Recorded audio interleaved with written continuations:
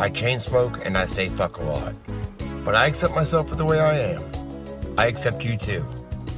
Viewer discretion advised. In Africa, what's called AIDS is simply relabeling other diseases. People are ill from malnutrition, which causes immune deficiency, malaria, which causes immune deficiency, TB, which affects your immune system. For years now, we've all heard how prevalent AIDS in Africa is. I know I have. But did you know it's not really the same thing that we call AIDS here? Have you ever heard of the Bangui definition?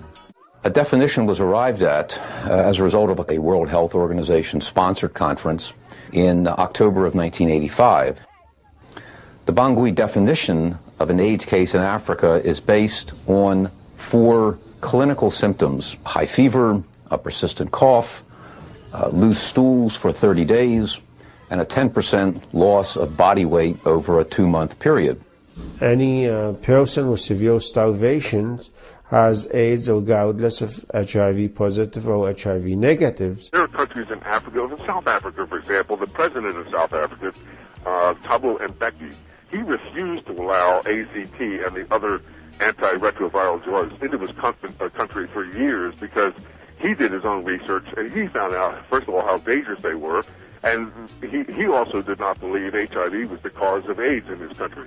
Last year you were reported as saying in Parliament that you were concerned about the giving of AZT to pregnant mothers.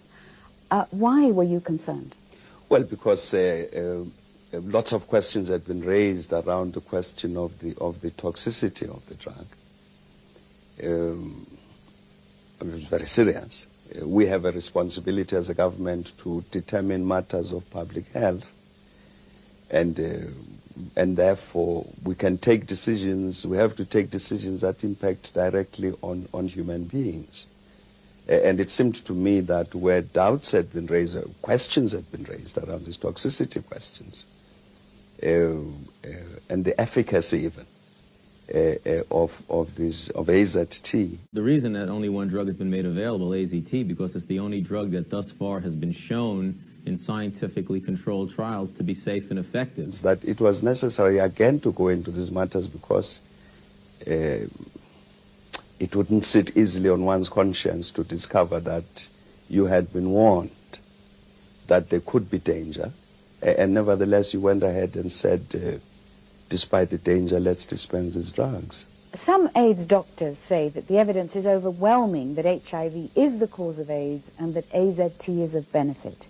What is your comment on that? Well, I say that why don't we bring all points of view about those matters together, let them sit around the table, discuss all of this, produce such evidence as there may be, and let's see what the outcome of all of that discussion is, which is why this international panel that we're talking about, they may very well be correct. But I think that if they are correct and they are convinced about their correctness, it ought to be, it would be a good thing for them to demonstrate to those who are wrong that they are wrong. And there's a big fight over sending these very lethal antiretroviral drugs to Africa. I mean, Bill Gates is in on it now. Oh, boy. Well, that makes sense. How do you feel about the reaction of some of your country's leading virologists and intellectuals to your position? I get the sense that, as I was saying earlier, that we've all of us been educated into one school of thought. I'm not surprised at all that you would find, I'm quite sure, among the overwhelming majority of scientists in this field in this country, people who would hold a particular point of view because that's all they were exposed to. This other point of view, which is, I think, part of what is frightening, this alternative point of view, in a sense, has been blacked out. It must not be heard, mustn't be seen. I mean, even that's a demand now.